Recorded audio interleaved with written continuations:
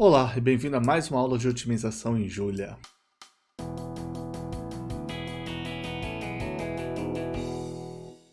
Na aula de hoje a gente vai falar sobre métodos de resolução, problemas com restrições lineares de igualdade. Ok?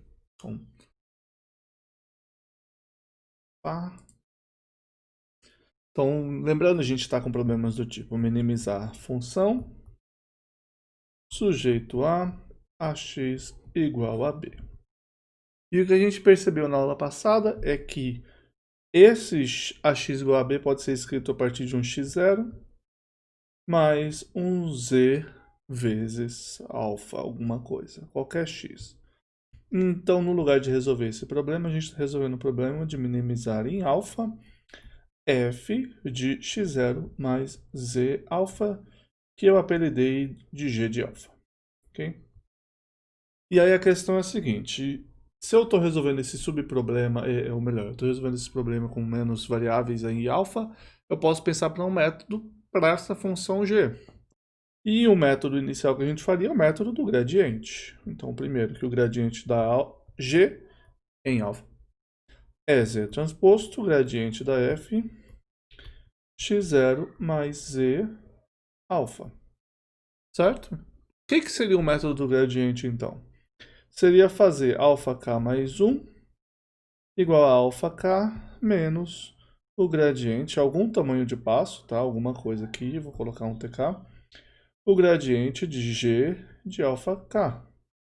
Só que, se a gente está fazendo essa tradução de x vezes x0 mais z alfa para um par alfa e x, eu posso falar que eu tenho um xk sendo exatamente o x0 mais um z alfa k, ok? Imaginando k maior que 1 para não ter o x0 aí, né? Mas você também pode definir o alfa 0 como 0, se você quiser, que faz muito sentido, eu diria. Então, se eu estou nessa tal situação aí, eu posso pegar esse cara e multiplicar por z.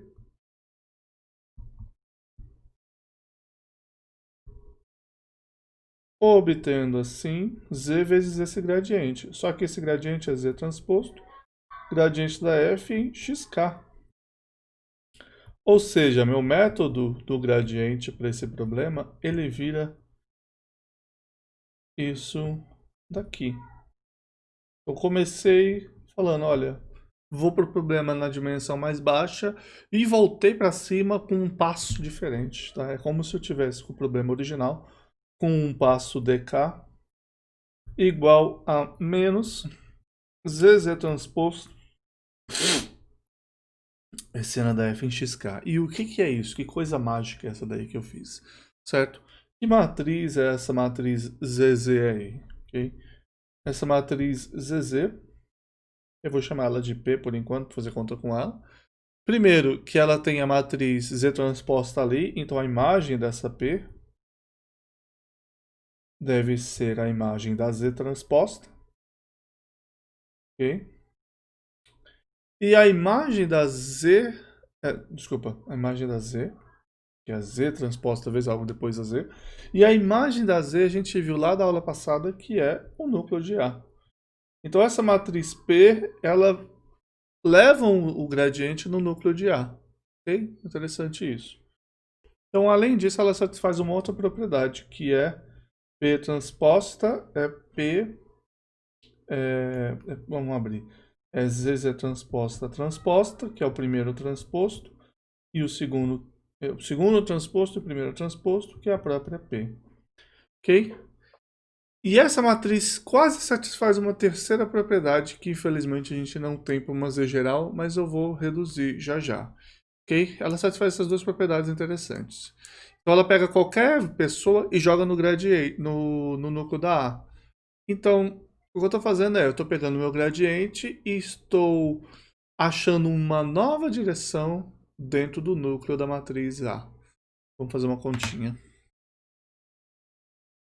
Então, estamos aqui de novo no Julia.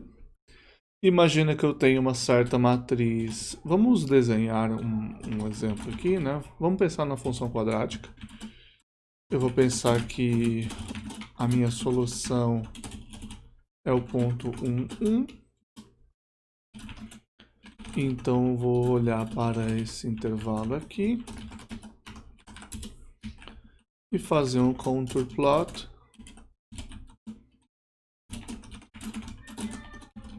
aqui. Ok? Vamos criar algumas pessoas. Então, estou aqui, essa é a minha função, a solução está ali. Vou desenhar uma curva que passe aqui, mais ou menos, em algum lugar. E eu vou querer que essa curva seja alguma coisa tipo y, vamos dizer que ela passe no menos 1, no 1 quer dizer, quando x for menos 1. E ela vai ter um decrescimento de meio, então menos meio vezes x mais 1. Essa daqui é a função que eu quero plotar, tá? Então, plot exclamação, a função que vai de x em 1 menos 0,5 vezes x mais 1. E ela vai de xg1 até x, inclusive eu vou fazer diferente, vou fazer assim, xg e... não, vou fazer exatamente como eu falei que eu não ia fazer, que é assim e assim, tá? Vamos pintar isso de vermelho. Vermelho é bom para passos de preto, então, plotou. Então aqui onde eu falei ela passa e ela desce velocidade meio. Então olhando para o minimizador disso, ela vai ficar por aqui, tá? Aqui perto, lembrando que a função está crescendo daqui. Então ela vai ficar no minimizador aqui perto do zero. Perto do zero e alguma coisa, tá? Não sei exatamente aonde ainda. Importante anotar que se essa dali é a minha restrição, eu posso escrever essa restrição passando tudo para o outro lado, o x para o outro lado. Então fica 1 menos meio, tá? 0,5x, e eu posso escrever isso como x mais 2y igual a 1. Porque eu gosto de escrever com coisas inteiras, eu sou assim. Então A é a matriz 1, 2 e o B é o vetor 1. Então meu problema de minimização com essas restrições aí, tá? Então primeiro eu preciso de um ponto que seja factível. E eu escolhi passar no ponto menos 1, 1 de propósito, porque aí eu sei um ponto que é factível. Não se preocupe ainda tem a pergunta como é que eu vou achar um ponto factível no futuro. Um problema de cada vez. Vamos agora sim pintar de vermelho com tamanho 3. Então aqui é o meu ponto inicial x0. Legal, e aí? O que eu faço com esse x0? Bom, eu vou pegar uma direção. Vamos pegar a direção do menos gradiente. Então vou usar o forward if.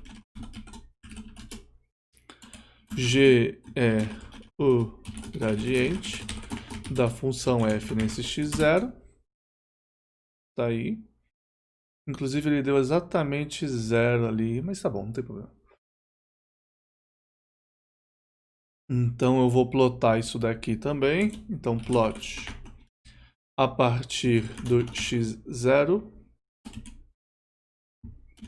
Isso, vou fazer assim, x01, ponto mais 0 e menos g. E x02, ponto mais 0 e menos g2 de vermelho com uma flecha. Ok? Esse é o meu gradientine, ok? O gradientine está falando vá para lá, que é uma solução muito boa para ir mesmo. Bom, eu agora preciso da matriz Z que leva no núcleo. Então a pergunta é, quem que é essa matriz Z que leva no núcleo? E aí, a gente não vai fazer contas nenhuma de álgebra linear para saber. Basta encontrar uma função que pegue qualquer... uma matriz que pegue qualquer pessoa da imagem da A, cadê a A? Aqui. E que seja ortogonal a isso. E no caso de duas dimensões, você só está olhando para um vetor e você quer um vetor ortogonal a ele. Você tem o vetor 1, 2, você quer um vetor ortogonal, você pode pegar o vetor só mudando as duas posições, escolhendo um deles para ser negativo, ok? É fácil assim em duas dimensões. Então, vai ser a matriz A2 e menos A1. E note que essa matriz de pé, se você multiplicar A vezes Z, ela dá 0, tá? Então eu vou pegar esse gradiente e vou fazer Z vezes Z transposto vezes G. E eu tenho esta direção aí. Para ser mais exato, a minha direção é menos isso, que é 16 e menos 0,8. Legal? Obviamente eu não vou andar esse monte, vai ser horrível. Eu vou colocar, deixa eu ver, 1/8 para que ele seja 1,2 ali. E eu vou olhar para o x1 como sendo x0 mais t vezes d. E agora eu peço para ele plotar essa pessoa para mim. E é a pessoa x1, 1, x2, 2. Ok? Para ser mais exato, eu vou deixar 1 inteiro que eu quero mostrar uma coisa aqui. Talvez não tenha sido óbvio.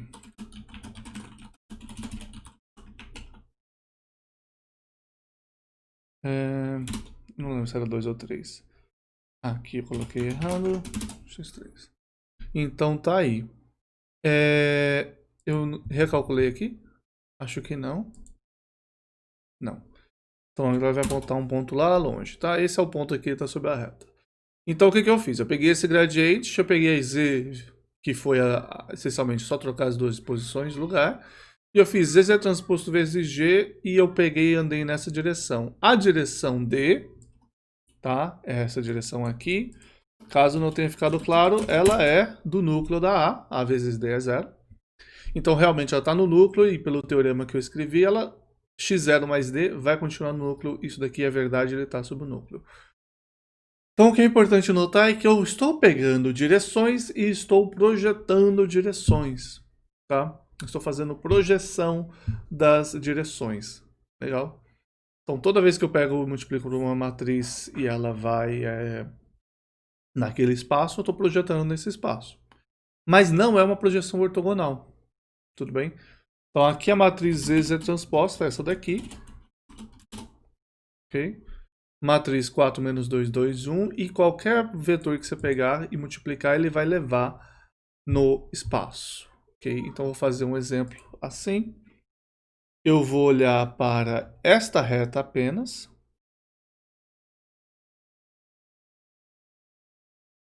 E vou mostrar que isso é verdade.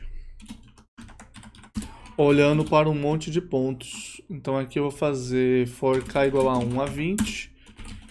Eu vou fazer, me dá um ponto aleatório, e aí eu vou fazer, projeta esse ponto, e eu vou pedir para plotar uma reta que vai desse x no y.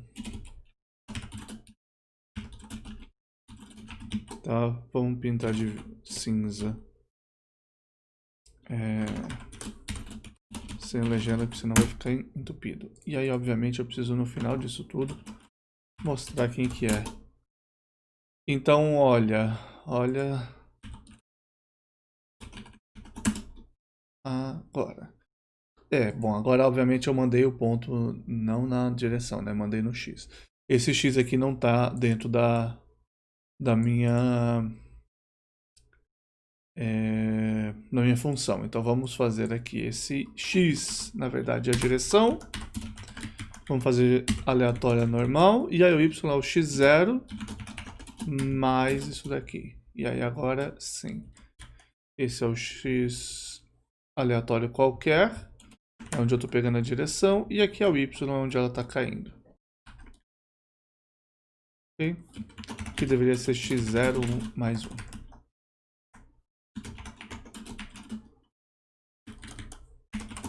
Pronto. Então, o que está acontecendo eu estou pegando pontos, aqui talvez não esteja 100% claro, mas eu estou pegando pontos que começam, o meu x0 está fixo, e eu falo x0 mais d é aqui, começa aqui, e quando eu projeto ele cai sobre a reta, tá? Então é importante notar que eu estou projetando pontos finais na reta. E veja que ela realmente não é ortogonal. Todos esses pontos aqui, eles saíram de algum lugar aqui e foram jogados sobre essa reta. Todas as chegadas são sobre a reta. E as saídas, obviamente, quase nunca são. Estatisticamente, elas têm probabilidade zero de ser, tá? Então estão caindo sobre a reta. Mas não são. Pode ser que eu chute uma pessoa exatamente sobre a reta, mas enfim.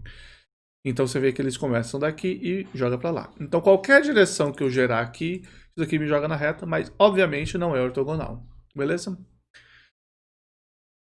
Por que que não é ortogonal?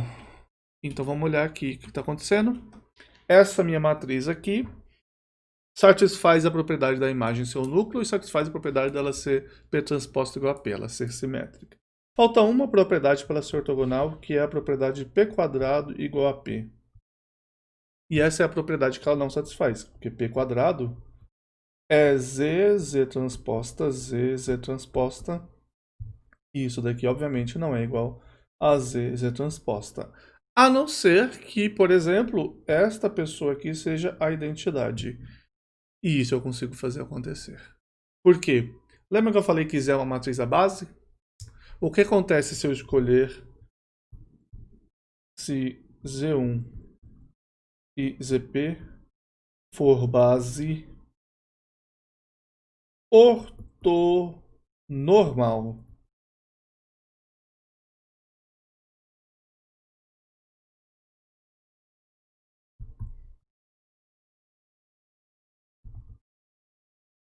Se você fizer isso, a sua matriz Z, ela satisfaz que Z transposta Z, a componente IJ vai ser ZI transposta ZJ, que é 1 se I é J e 0 caso contrário. Ou seja, é exatamente a matriz identidade. É importante notar, no entanto, que Z transposta Z, Z é uma matriz N por P, e Z transposta vai ser uma matriz P por N. Então essa é uma matriz identidade P por P, tá? Não é N por N, tá? Seria impossível ela ser N por N identidade. E se eu fizer Z, Z transposta, ela não vai ser N por N identidade, apesar dela satisfazer uma coisa interessante também. Então aqui, se eu conseguisse escolher uma base ortonormal, isso seria suficiente. Só que em duas dimensões, o que é uma base ortonormal com um único vetor?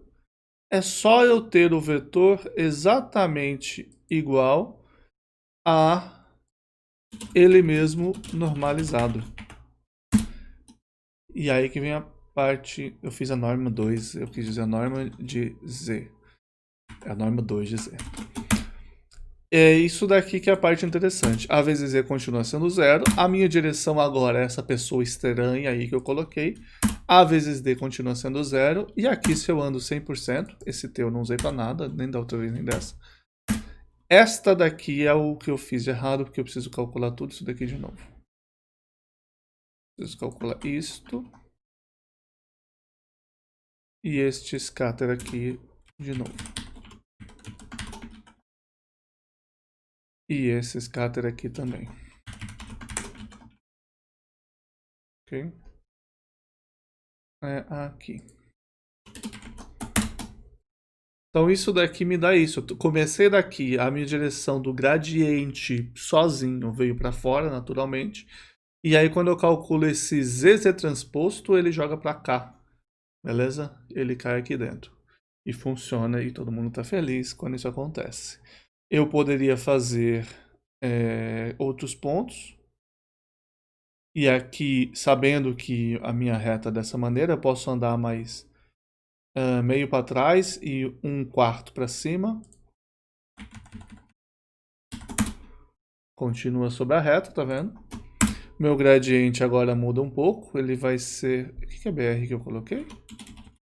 Não sei. Ele continua aqui, beleza? Ele é ortogonal, ele jogou lá para baixo agora. Tudo continua levemente parecido. Minha matriz continua sendo a mesma. O que muda é a direção e o ponto novo, que vai para cá para baixo. Legal?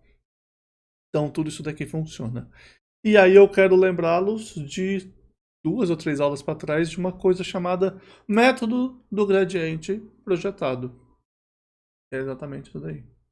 O método gradiente projetado que a gente fez lá atrás era: pega a direção do gradiente, projeta ela na restrição, isso mesmo, e aí você anda nela. E é exatamente isso que a gente está fazendo aqui. De novo, é só o mesmo método, só que agora ele tem uma outra carinha simplificada. Entre aspas, simplificado, porque agora a minha projeção tem que calcular essa matriz aí. Isso é difícil. Mas se você for calcular a projeção, vai ser caro de qualquer jeito. Então é bom saber disso. Bom, o que acontece se eu não tiver a z, por algum motivo eu não tenho a z com a base ortonormal? Você tem duas coisas que você pode fazer. A primeira coisa, ok? Então, se z não é ortogonal. Então, a saber, ortonormal, na verdade. Ortonormal é o nome que se dá a esse tipo de propriedade aqui, tá? Se a matriz for quadrada, a gente fala só ortogonal. Por algum motivo pegou esse nome. Então, se Z não é ortogonal, o que você pode fazer? Você pode definir a matriz de projeção como sendo Z, Z transposta Z inversa Z transposta. E aí, como Z é uma matriz, Z transposta Z é uma matriz P por P, e você está falando que ela colunas são a base, com certeza ela é inversível e isso daí existe. E se você fizer todas as contas que a gente fez, e em particular essa daqui, você tem Z, Z transposto Z inversa Z transposto vezes Z, Z transposto Z inversa Z transposto. Isso daqui dá identidade, e isso daqui sobra AP. Ela é uma matriz de projeção, beleza? Vídeo de álgebra linear e definição. Então funcionaria. Essa é a opção 1. E a opção 2, certo? Na verdade tem mais opções, mas enfim. A opção 2 é você ortonormalizar a base.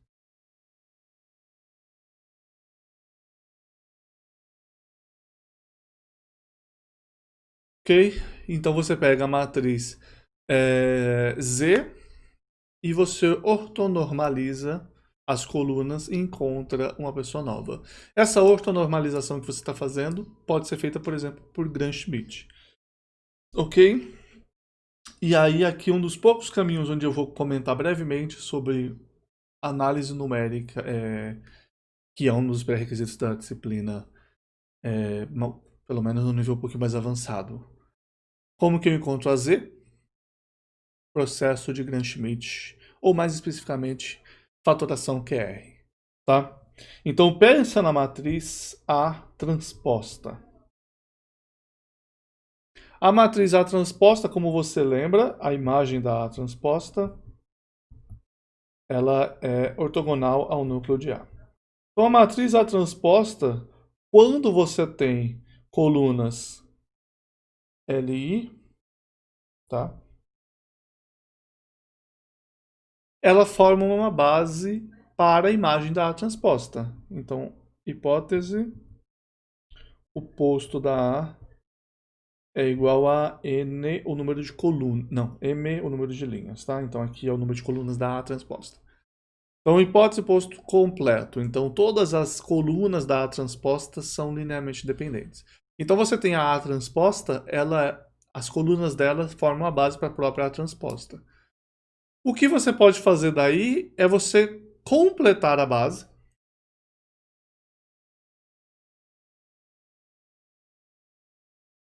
E você ortonormaliza tudo. E aí, quando você ortonormaliza tudo, isso daqui que sobrou é o resto da base, certo? Se você conseguir completar essa base, isso que sobrou é o resto da base. E o que é o resto da base? O resto da base é o que é ortogonal ao que tinha antes, que é o núcleo da A, que está bem aqui. Okay? Então isso daqui é o que você tem nas primeiras M colunas da A transposta. Isso daqui é o que sobra nas próximas N-M colunas, que é a Z. Beleza? Então uma maneira de você encontrar essa matriz ortonormal é você fazer a fatoração QR da A. E aí, se você viu fatoração QR, você tem que fazer a fatoração QR cheia, N por N, e pegar as últimas colunas. Tá? Então aqui no Julia, eu talvez não lembre da sintaxe 100%, mas eu vou fazer o meu melhor. Pego uma matriz aqui 3 por 7, ok? Calculo o rank dela só para ver que ela realmente é, né? Tem colunas linearmente dependentes, no caso linhas linearmente dependentes. Aí você faz a QR dela. Então aqui a gente usa linear álgebra. Faz a QR, a fatoração é QR. Talvez tenha um argumento aqui para usar. E Q é QR.Q. Deixa eu ver se isso daqui funciona. Funciona, só que primeiro que eu esqueci que é a transposta. Funciona e aqui é a minha matriz 7 por 7. Então se Q é a minha QR.Q, Z vai ser a matriz Q, todas as linhas a partir da coluna 4 para frente. São essas 4. Rank da Z tem que ser 4, que são as 4 colunas. 3 mais 4, 7, que é a dimensão das colunas da A. E A vezes Z, esses carinhas. Veja, 10 a menos, 16, 17, etc. Ou seja, 0. Tá bom? Então isso é um extra para você que quiser implementar isso daqui na mão. Você pode calcular a Z assim, usando a fatoração QR, as últimas colunas dela. Mas vamos para o próximo método, porque a gente não gosta tanto disso. A gente quer um método mais interessante do que esse método da projeção. Então note aqui, já que a gente está nessa brincadeira de, ok, eu podia estar fazendo então gradiente. Qual que é a outra coisa que eu posso fazer? Newton. Então vamos ver o que seria fazer Newton para essa matriz aqui, para essa redução. Tá? Então, de novo, eu estou com a minha G de alfa, que é f de x0 mais z alfa. O meu gradiente, a gente já viu, é z transposto gradiente da f em x0 mais z alfa. E minha essiana a gente também já viu, é z transposto essiana da f em x0 mais z alfa z. E lembrando que o meu xk é sempre x0 mais z alfa k. Okay? Isso quer dizer que meu método de Newton vai ser encontrar a direção em alfa, dada por menos a essiana de g de alfa k, inversa gradiente da g de alfa k. Lembrando, eu vou colocar a inversa aqui, mas é resolução de sistema, tá? Então resolve um sistema com isso. Bom, acontece que esse resolve um sistema com isso é quem? É z transposto essiana da f em xk, z inversa z transposto gradiente da f em xk. E aí, já que eu estou com dk sendo a minha direção em alfa, a minha direção em d, em x, quer dizer, é z d alfa de k, então minha direção é menos z, z transposto essiana da f de xk, z inversa z transposto gradiente da f em xk. E agora a gente vai avaliar quão caro é fazer essa coisinha, porque antes a gente já tinha que o método de Newton precisava resolver o sistema.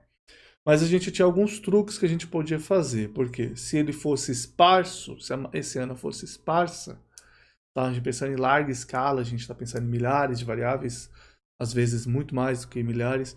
Você tem a essiana esparsa, então você consegue fazer uma fatoração eficiente, ou você consegue fazer gradientes conjugados de maneira eficiente. Agora o que eu estou fazendo é o seguinte, eu tenho que calcular essa pessoa. Então eu tenho que calcular primeiro esse produto aqui.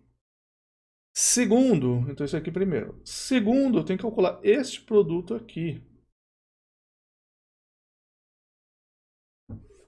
Pode ser que eu não precise calcular esse produto, que eu calcule fazendo gradientes conjugados em etapa, tá? É uma possibilidade. Eu faço essa conta só olhando para o produto dessa segunda coisa vezes um vetor. E isso vira 3 produtos, matriz vetor. Z vezes o vetor, essiana vezes o resultado, Z transposto vezes o resultado. Isso funciona, é um pouco eficiente já, dado que você já calculou a Z.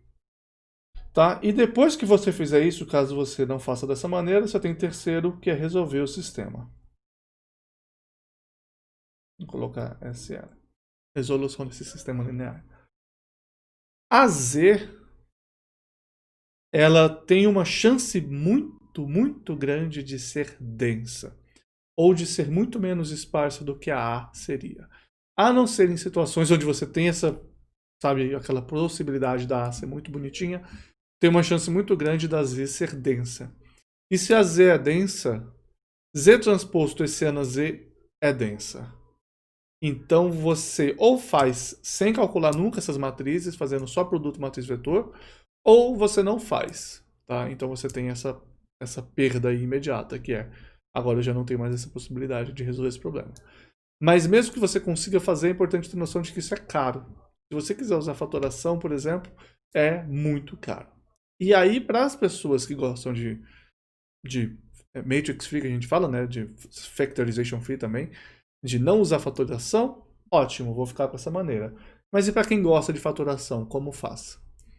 Você faz esquecendo desse problema e olhando para o problema original. Então vou escrever em vermelho aqui, cara. Okay? É a superredutibilidade, onde eu falei um monte e eu escrevo caro para resumir. Por isso que é importante, né, assistir às aulas, não só ler as notas de aula. Então aqui eu falei caro. Como é que eu vou fazer isso aqui então? Eu olho para o problema original, que era eu queria minimizar a função f de x com a x igual a b. E aí eu lembro do teorema CN1 com multiplicadores de Lagrange. E aquele teorema me diz que a x, a solução x tem que satisfazer, obviamente tem que ser factível, certo? A x igual a b. Mas tem que satisfazer que existe um y tal que a esse ano mais a transposto y seja zero. Então tem que resolver isso daqui. E aí eu trago você de volta para um outro tópico pequeno de álgebra linear, de análise numérica, mas se você não viu, você provavelmente viu isso daqui em cálculo numérico, ou pelo menos a versão simplificada, que é a resolução de sistemas não lineares, tá bom? Sistemas não lineares, você fala, isso daqui eu vou chamar de f maiúsculo de x, y. Você tem uma f de x, y, dada por gradiente da f de x mais a transposto y e a x menos b. E aí você tem que resolver esse sistema linear em x e y. Você tem que encontrar os dois ao mesmo tempo. Legal? Então a questão é, como é que eu resolvo esse problema? E o método básico que a gente tinha era o método de Newton. E o método de Newton, você calculava a hessiana, no caso a jacobiana dessa f, eu vou chamar de j, que é a derivada em x da primeira parte, que é só a hessiana da f de x, a derivada em y da primeira parte, que é a transposta, a derivada em x, que é a, e a derivada em y, que é zero. E você chega nesse sistema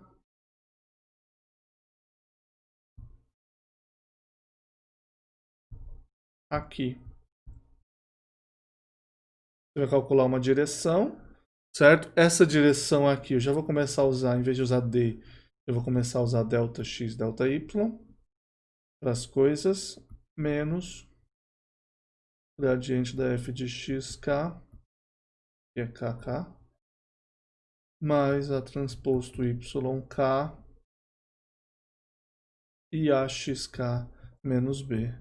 E aí você faz o método de Newton para as variáveis xk e yk e resolve isso daí. Então agora você não está mais fazendo aquele problema de reduzido e você não está mais só em x. Você aumentou para n mais m variáveis no lugar de só n. E aí você vai falar, mas por que isso daí é melhor? Estou com muito mais variáveis potencialmente, dependendo de quantas restrições eu tenho muitíssimas mais variáveis. Isso daqui pode ser melhor, não quer dizer que vai ser melhor, pode ser melhor, se você tiver uma fatoração boa para essa matriz, se você tiver algum método que fatore essa matriz bem, tá? E existem algumas estratégias, a estratégia mais importante é a estratégia LDLT, ou às vezes a gente faz a estratégia que eu vou falar que eu nunca lembro como é que é escrito, Bauschmann-Kopf, eu não sei o nome, certo? Alguma coisa assim. E as duas estratégias são parecidas. Você você lembra de Cholesky, certo? Espero que você lembre de Cholesky. Cholesky pega a matriz A e ela escreve a matriz A. Fazer assim, você tem uma certa matriz. E você escreve essa matriz como um produto de duas matrizes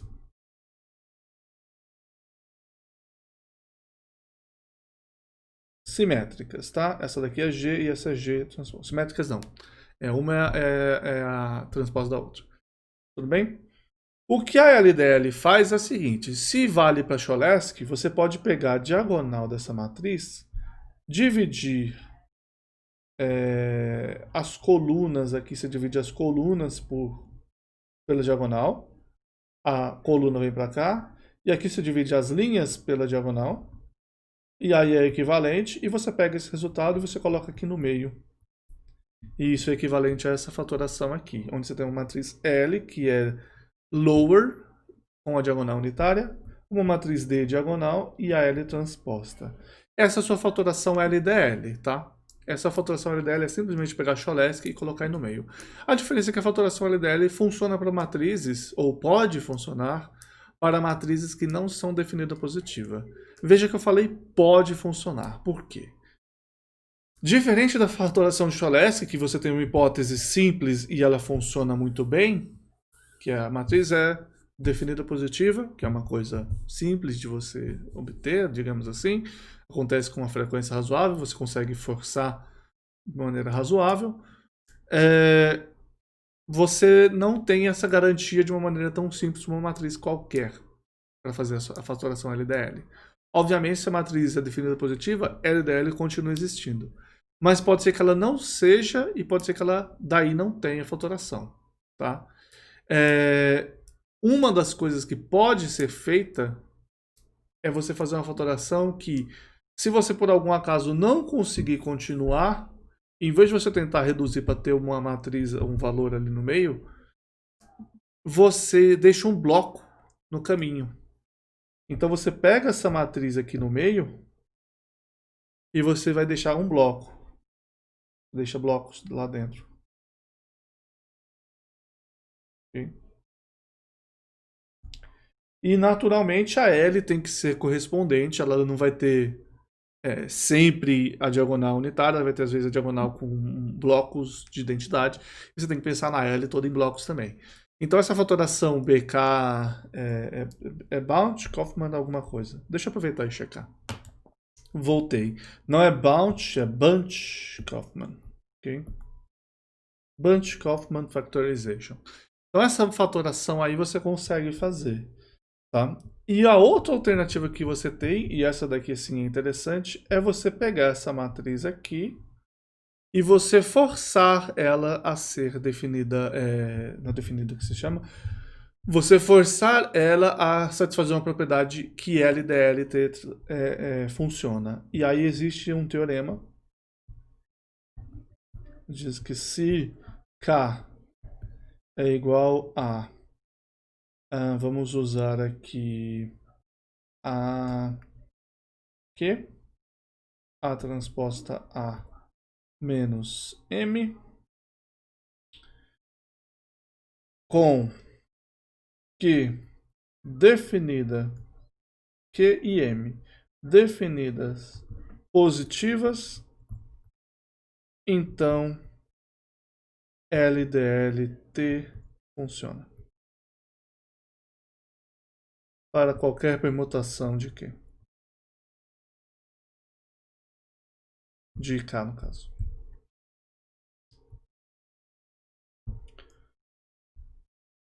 Ok? Então, essa matriz K vai ser sempre fatorável dessa maneira. E a gente diz que essa matriz ela é simétrica. Quase definida. Ok? Então, uma maneira de você forçar a amizade é você pegar a matriz hessiana da F de xk, você acrescenta um ρk vezes a identidade aqui, e aqui você acrescenta, ou subtrai, né, para ser mais exato, ΔK vezes a identidade. Um ρk é um valor positivo, ΔK é um valor positivo. ΔK pode ser qualquer valor positivo. O ρk, no entanto, precisa ser um valor suficientemente positivo para que a hessiana seja definida positivo. Okay? Então, a maneira de você achar isso é você implementa a fatoração LDL, você coloca a matriz ρk você coloca essa matriz com ρk igual a zero, tenta fazer, se falhar, você aumenta ρk e repete. Tudo bem?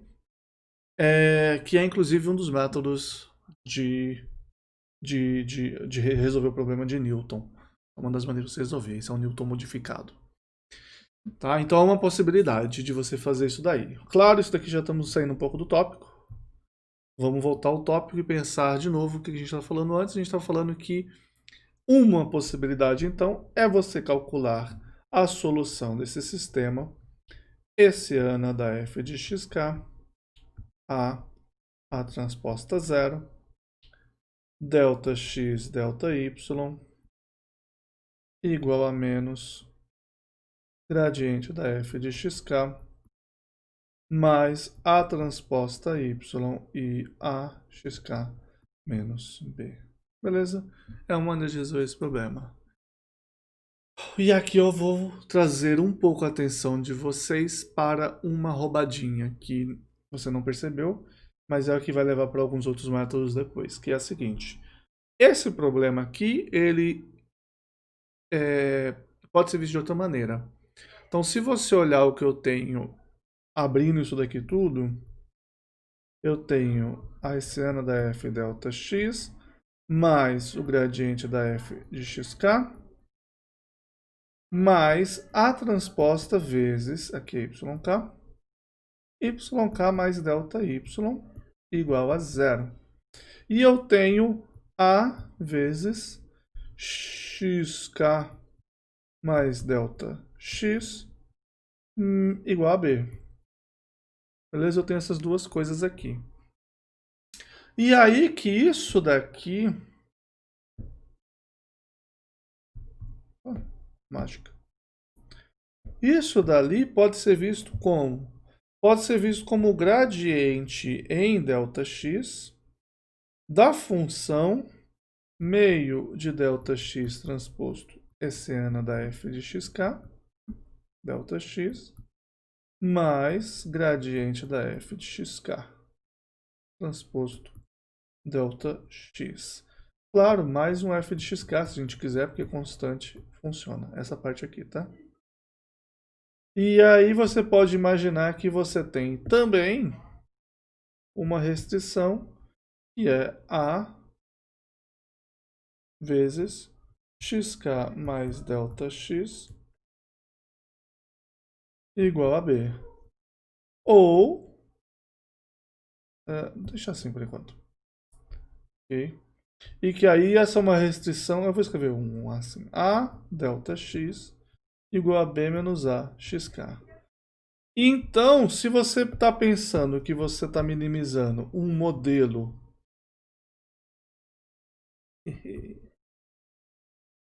que é meio de D transposto hessiana da f de xk d mais D transposto o gradiente da f de xk mais f de xk sujeito a d igual a b menos axk.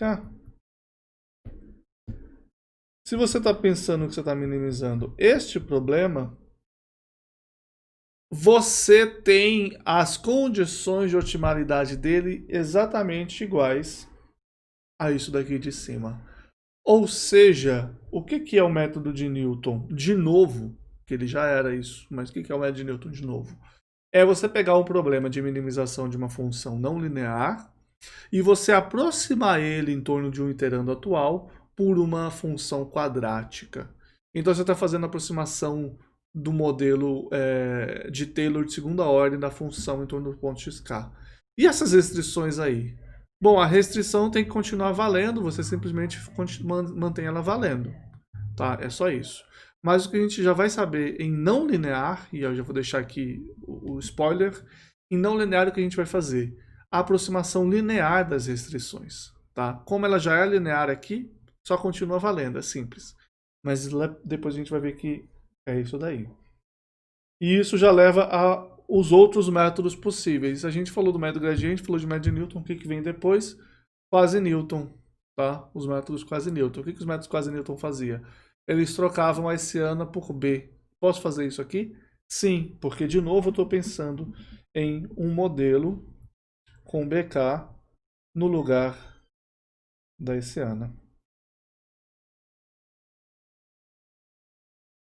E eu tenho de novo duas estratégias, tá? A estratégia número 1, eu faço a minimização do modelo MK, que usa meio de D transposto BKD mais GK transposto D, ignora f de x, sujeito a AD igual a B menos AXK. E eu faço algum tipo de busca em D. DK, no caso. E a segunda opção é a região de confiança. Eu vou minimizar MKD, que é o mesmo modelo, igual a esse dali, eu não vou escrever de novo, sujeito a AD igual a B menos AXK, com uma região de confiança, com ΔK. E aí, então, de novo, exatamente a mesma coisa, inclusive por isso que eu fico confiante de passar região de confiança e busca linear lá no começo. Tudo isso é modelo, você gera um modelo e ele funciona. No caso de região de restrições lineares, é relativamente simples, tá? Não tem muito segredo. Aqui é importante você perceber que se você der o passo de Newton 100%, o passo de Newton ele te garante que a direção D foi para dentro do conjunto. Porque entendeu? Aqui, tá? Em qualquer um desses dois pontos aqui você pode ver, ou aqui ou aqui. Se eu resolver isso exatamente, o ΔX tá me levando para um ponto onde o AXK mais 1 é igual a B. Então, se eu tiver fora, tá? Em qualquer um dos casos, se eu andar 100% do passo, eu tenho a restrição aqui, eu tenho o ponto XK aqui fora, aqui é onde eu vou cair, tá? Se eu andar 100% desse passo. É um problema se eu quiser fazer a busca aí, porque se eu vou fazer a busca, ele vai voltar, certo? Isso é ruim. Agora, o que é legal é que se por algum acaso eu estiver dentro,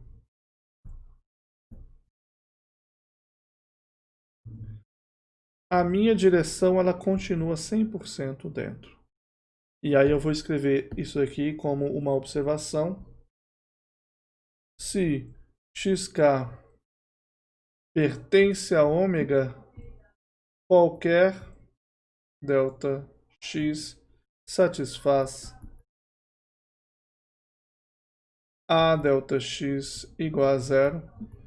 Daí a busca olha só para f de xk mais t ΔXK. Okay? Então, se eu já estiver dentro do conjunto, eu posso olhar só para o valor de função objetivo. E acabou. E se eu não tiver, o que eu faço? Vou deixar como exercício. Vou deixar como exercício, não.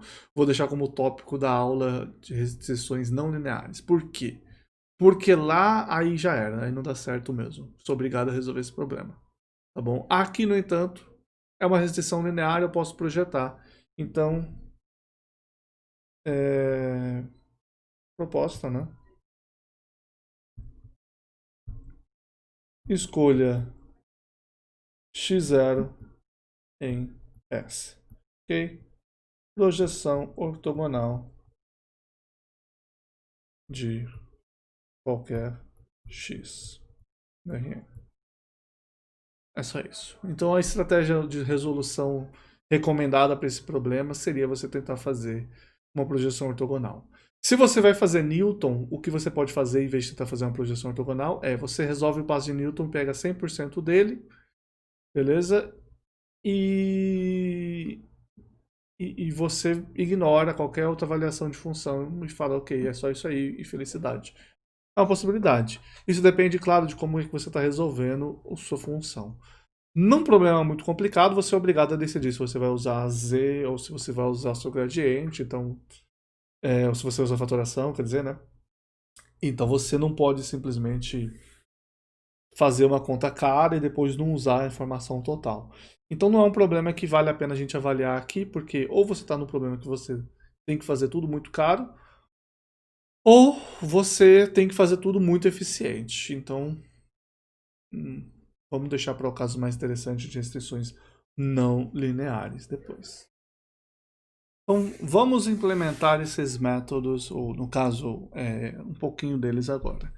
O método de projeção, a gente pode inclusive voltar na aula passada e pegar ele. Ele deveria funcionar sem problemas, está em restrições de caixa.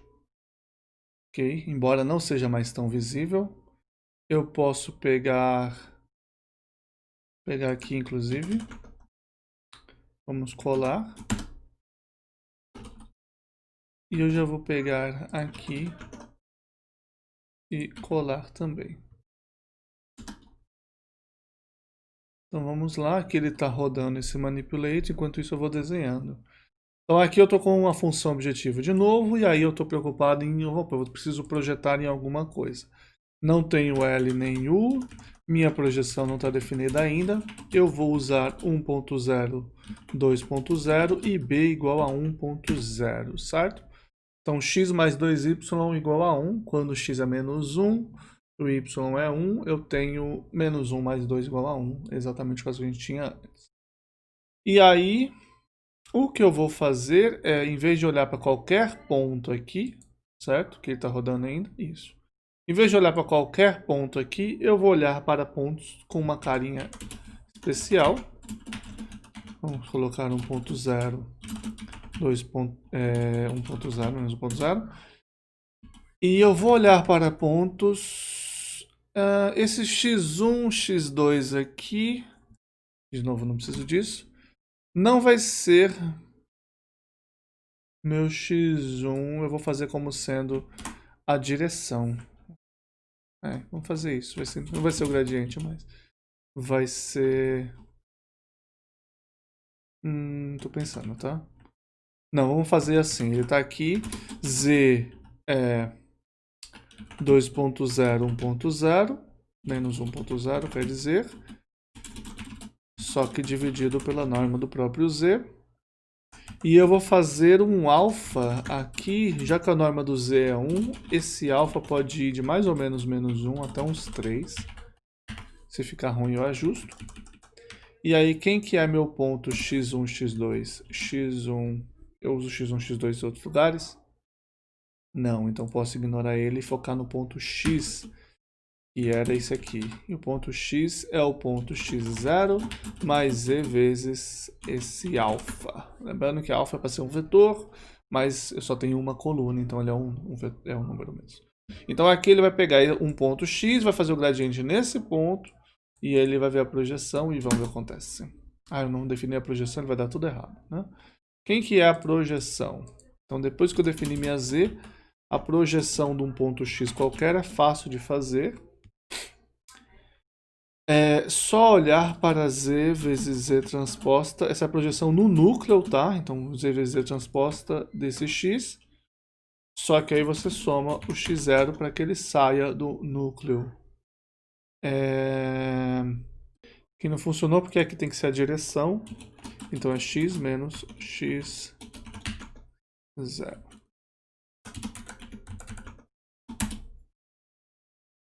Ok? Então, olha só. Tá aí. Infelizmente o gradiente está lá longe, na casa do chapéu. Ok?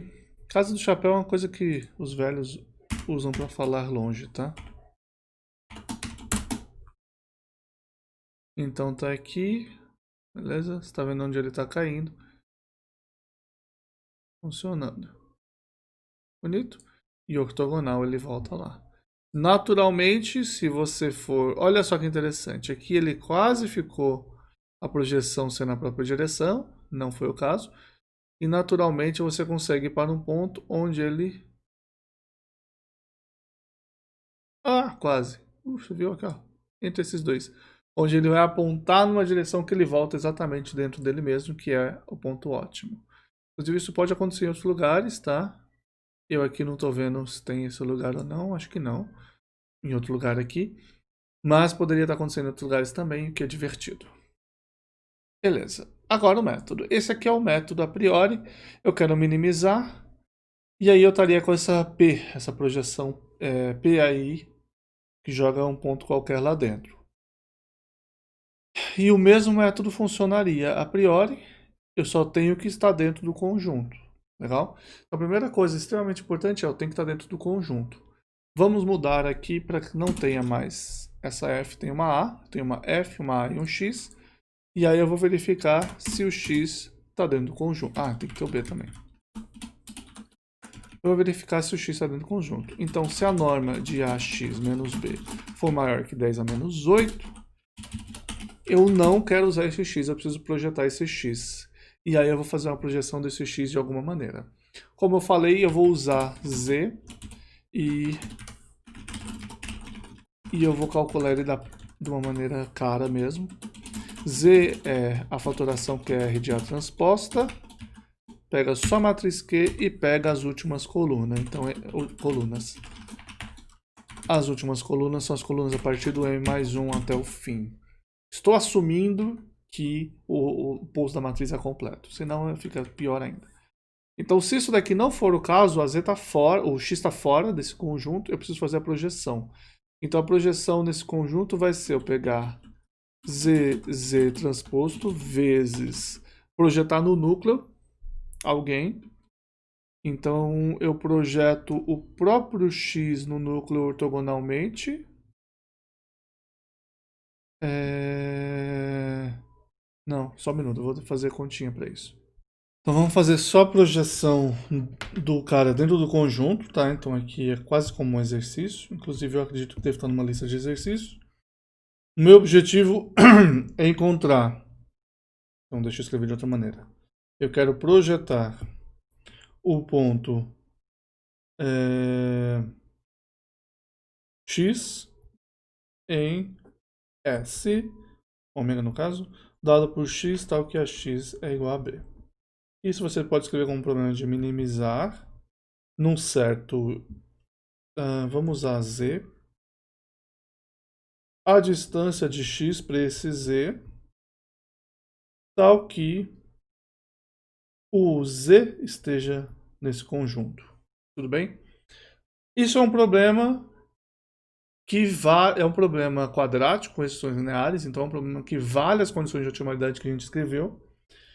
E essa matriz aqui, esse ano dessa função, ela é definida positiva, então eu posso minimizar. Está na lista mesmo isso daqui. Então é spoilers. Então eu calculo a derivada e vale a transposta y igual a 0 e também vale a z igual a b.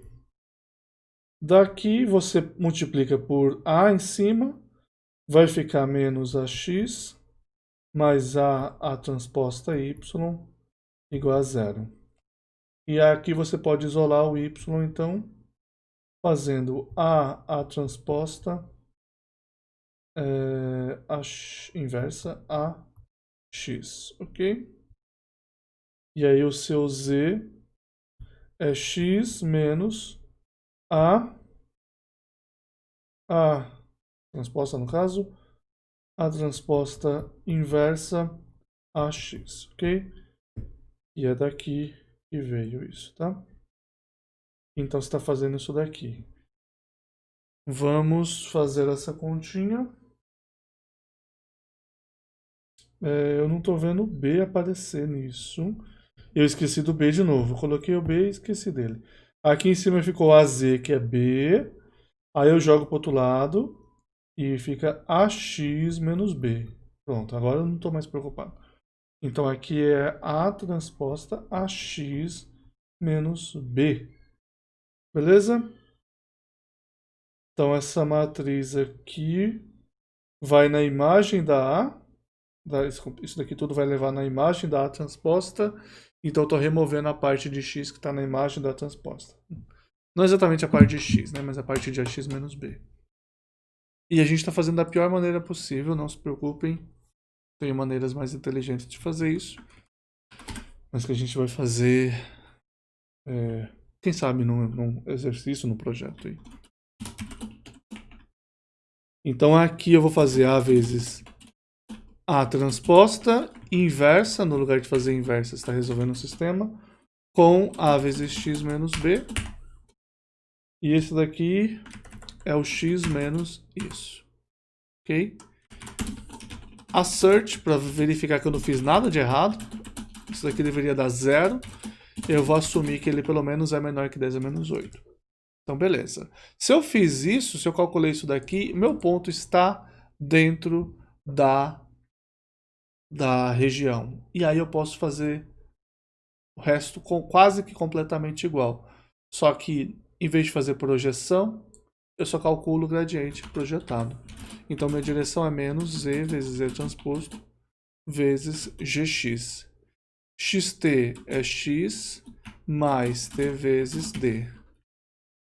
Aqui, XT menos T. XT menos T é só D e T do lado de fora. T dividido por 2. XT é X mais T vezes D. E aparentemente é só isso daqui. Então, vou fazer a minimização da função que eu estou ali em cima, que é a de Rosenbrock. Vai ser gradiente f, a, b e x. Esse x é o menos 1.2, 1.0. Manda ele rodar. E ele achou esse ponto, 0,546,022.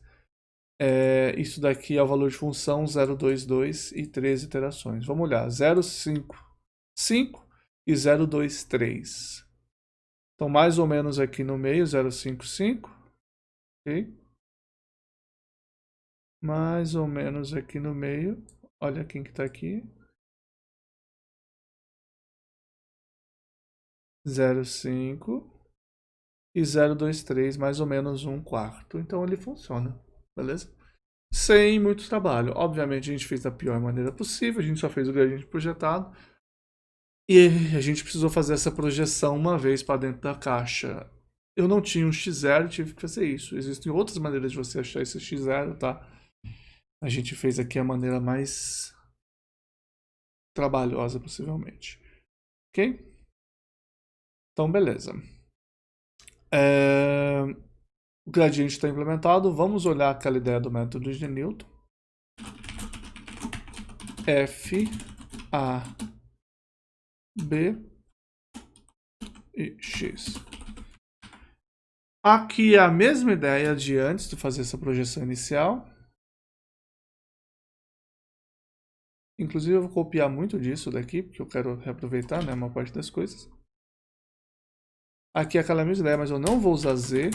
E eu vou usar esse ANA, forward if Hessian, da f em x. Quando a gente estiver, no caso não linear, vai ser mais interessante, porque isso daqui não é viável. Isso daqui não é possível de fazer. Então aqui minha direção era essa. Agora não é mais isso. Agora eu preciso fazer alguma outra coisa. Então para isso eu preciso criar uma matriz que é a hessiana. Então vamos calcular a hessiana aqui. H de x. Hessiana, a transposta a A. E uma matriz de zeros de tamanho m por m. E o meu vetor do lado direito, que a gente chama ele de vetor do lado direito, o RHS é Right Hand Side Vector.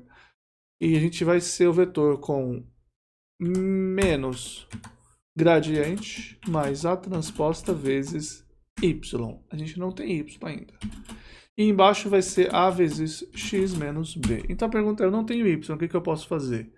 Eu tenho algumas opções inteligentes, certo? E uma opção simples, que é só zerar. Cria um vetor zerado, não interessa.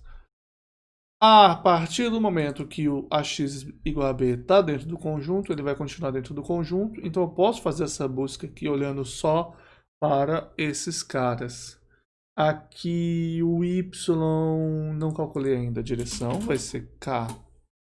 Para ser mais exato, eu vou calcular que nome eu vou dar? Eu gosto de usar D para as coisas, mas eu estou usando o D ali embaixo. Vou usar D porque aí eu me garanto que eu não vou estar usando ele de novo. D é isso. Δx e o Δy vão ser as primeiras n componentes e as últimas m componentes de D. O x tem que ser calculado aqui, o tamanho de passo por x. E esse tamanho de passo, ele é reaproveitado para o y, tá? Então, x é xt e o y é y mais t vezes Δy. Retorna o x. No final, retorne também o y e vamos ver o que acontece. Newton para a função f ax e menos 1.2, 1.0 dá erro porque é AB. Então tá aqui as pessoas que saíram. Vamos pegar o x, o y e o resto não interessa. E vamos aproveitar e calcular. Ó, note que ele achou um outro ponto, tá? Ele achou um ponto menos 0,50755. Menos 0,5, alguma coisa mais aqui. Interessante. Esse ponto está sob a reta, mas ele não parece um ponto muito ótimo, não. Bom, eu estou olhando aqui o gradiente. Newton. Como a gente já conversou, ninguém garante que ele funciona. Vamos verificar primeiro as condições de tomalidade. Nabla f de x funciona, mais a transposto vezes y não é zero. Então ele aparentemente falhou em algum lugar. Vou examinar onde. Ele pode ter parado aqui, só que ele só resolve se ele tiver resolvido ou cansado. E ele aparentemente ficou resolvido. Ah, sim, e aqui um problema que eu ignorei lá nos dois métodos. Aqui eu falei, olha, para quando o gradiente é muito pequeno. Inclusive na aula passada, lá na aula de projeção, eu ignorei isso. Pare quando o gradiente é muito pequeno, quando o gradiente é 10 a menos 4. Certo? Eu não posso mais fazer isso. Certo? Não é para resolver quando isso aqui acontece.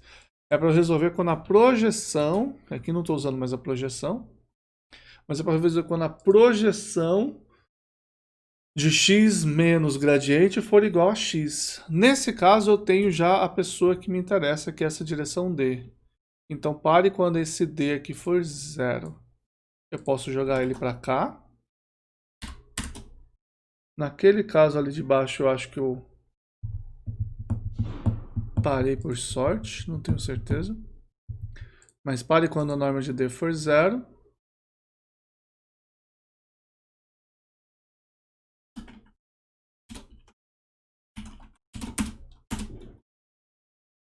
Parou no mesmo ponto. É bastante curioso que ele tenha acontecido isso aqui.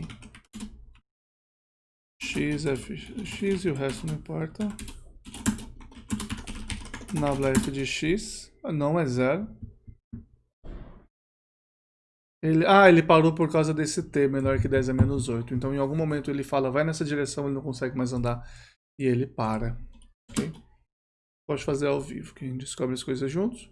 E aqui a mesma coisa, só que eu não tenho mais essa direção. No entanto, eu consigo usar os critérios de parada, que é esse daqui. Então, se ele for muito pequeno, ele para. Aqui ele não parou, mas provavelmente ele deu isso daqui. Cansado. Então, eu vou pedir para ele retornar.